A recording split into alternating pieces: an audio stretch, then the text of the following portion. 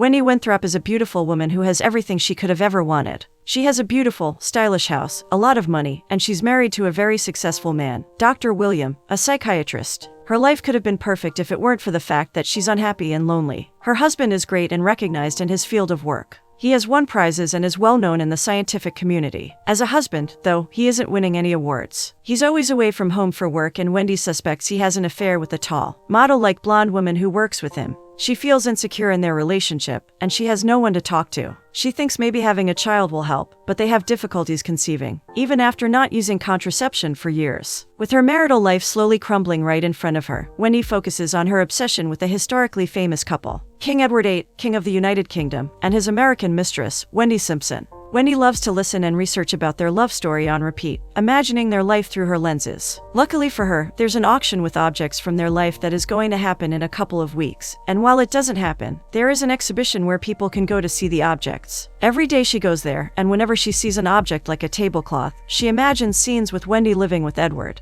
She romanticizes their entire relationship. For her, a neglected wife who barely sees her husband, a king giving up his crown because of a seemingly common woman, is a fairy tale coming to life. This love story isn't as beautiful and romantic as she thinks it is, though. Wendy, a plain-looking woman with big blue eyes and a slight figure, didn't have an easy life. She married her first husband, a Navy aviator, when she was young, and soon they moved to Hong Kong. There she had a very unhappy life because her husband continuously abused her, to the point where she lost and it was so bad that she couldn't take it anymore and divorced him, something that wasn't very common at the time. Years later, she met and married Ernest Simpson, and they had a good relationship for some time. They resided in England, and it was there that she met her friend, Thelma. One day, Thelma, who is also King Edward's lover, invites them to go to a party at his new home. Although she is terribly sick, Wendy goes with Ernest, and she's really excited about it. It's a completely different world for her, one filled with royals, luxury, and opulence. She's dancing around as it's custom, when it's her turn to dance with King Edward. The man is tall, blonde, and charming. He has had a long list of lovers, all beautiful women, like Thelma. Wendy doesn't consider herself beautiful, though she has some other attributes that captives people. She's witty, easygoing, and she's not afraid of speaking her mind. Needless to say, like a true love story, King Edward is charmed by her bright personality, and Wendy is also charmed by this handsome, powerful man.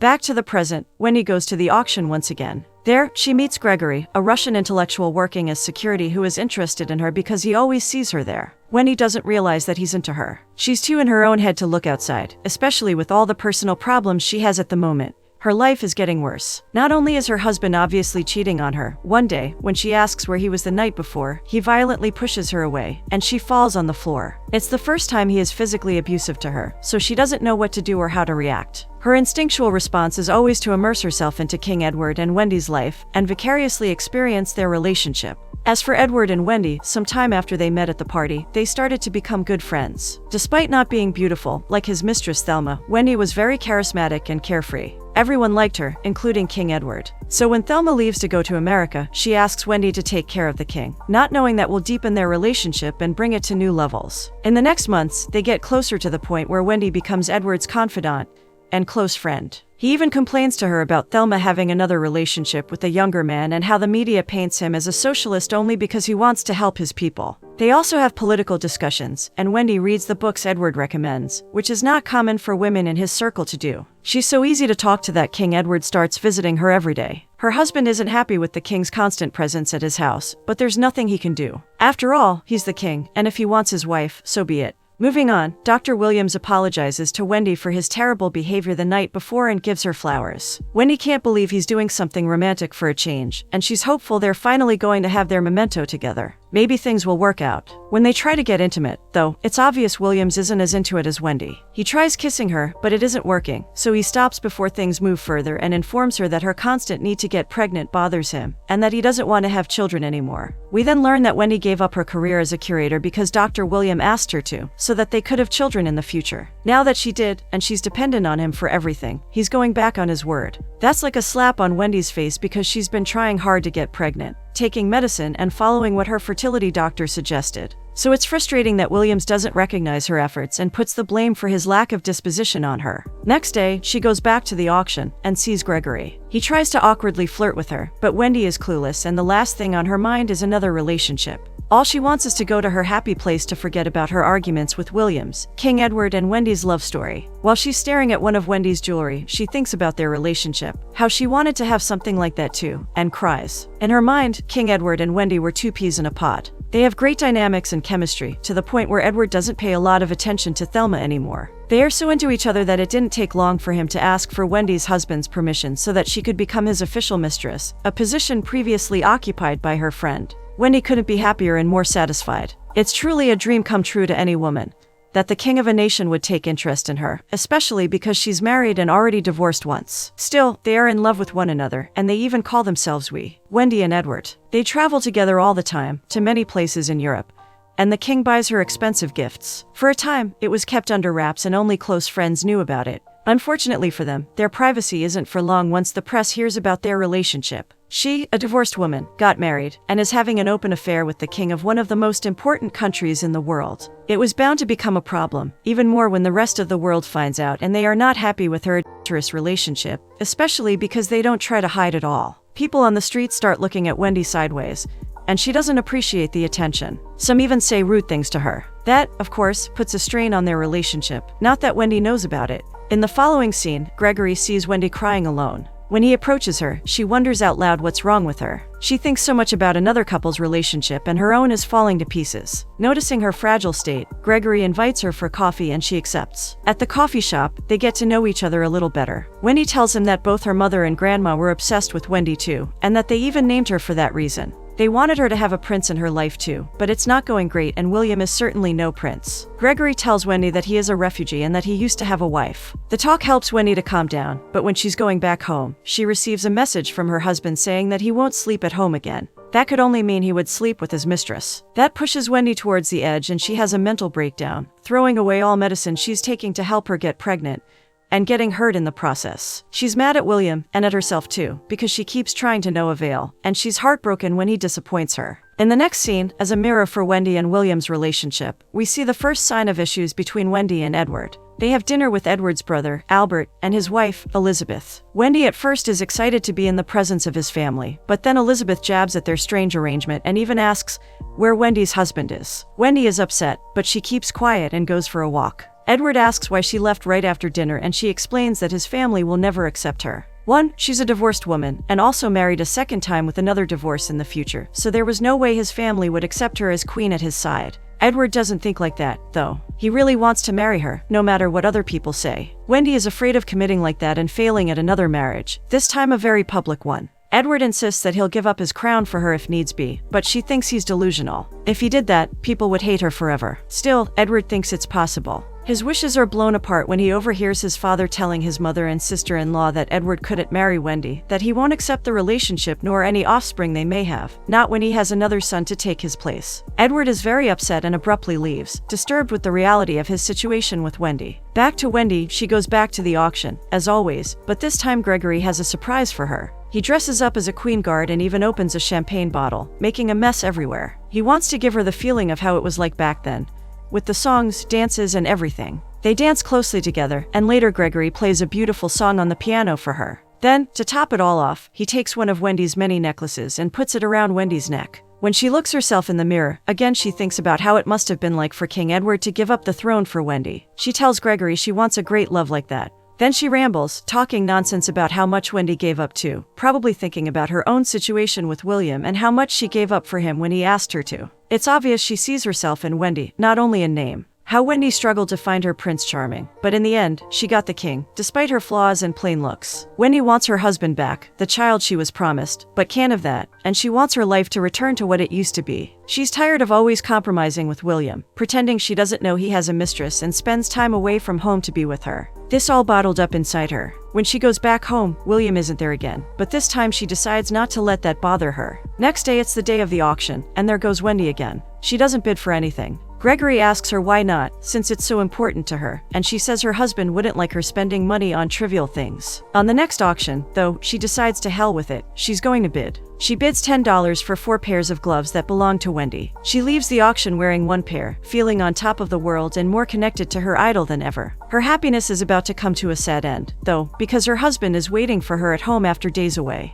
William isn't happy that she spent money on the auction. He tells her it's his money and that she needs to ask for it if she wants to spend it. Wendy is short with him, saying that next time she'll book an appointment to speak with him since he's never home anymore. When William is still upset, she decides to ask straight away if he's having an affair, but he refuses to answer and turns to pour himself another shot of whiskey. Wendy, who's sick and tired of his absent attitude, takes a jab at him by saying that maybe by drinking he could finally get intimate with her, insulting his masculinity. William turns around fast and grabs Wendy by her dress. He starts sprouting some spiteful things to her, and even calls her a harmful word, saying that she couldn't give him a child. That's the turning point for Wendy because she slaps him and he slaps her back. This time, though, Wendy wouldn't take it lying down. They start fighting more seriously, hitting and pushing each other, and though she is fighting back, William's stronger. He puts her down by punching her on the face. As she lies there on the floor, hurting, tired and alone, she thinks about the moment when King Edward told Wendy that if he doesn't have her, he doesn't have anything. She's everything he wants and needs. He wants to abdicate the throne for her, even though she pleaded with him not to. Wendy even wrote him a letter saying that she prefers to be with Ernest because life with him would be simple, and she could be her true self, not afraid of going out and people calling her names. She tells him to let her go, and that she wanted him to be happy. It's no use. King Edward is determined to have her, so he ends up abdicating the throne and it passes to his brother, Albert. Wendy, with no excuse to not be with him after this grand gesture, secretly leaves England with Edward and divorces Ernest. Moving on, it's the last day of the auction and the table King Edward used to announce his abdication is being auctioned. Gregory is there, but he can't find Wendy anywhere. He gets worried since she's been going there every day and on the most important day, she doesn't appear. He tries calling her, but she doesn't answer, so he decides to go after her. He goes to her place. In her house, everything is a mess. Gregory is confused when he sees flowers and pieces of glass spread all over the floors. He walks in and finds Wendy curled up in her bedroom, still wearing the same clothes from the night before. She is shaking and hurt. Gregory hugs and comforts her until she calms down. She has a nosebleed and a busted lip from William's aggression. Not wanting to leave her alone with her abusive husband, Gregory invites her to stay at his place, and she goes with him. He resides in a flat that has a piano and bookcases filled with books. He tells Wendy that he's going to sleep on the couch so she can have the bed, and points out the bathroom she can take a shower in. Later, they have a drink together and talk a bit. Wendy asks Gregory what happened to his wife, and he tells her that she died.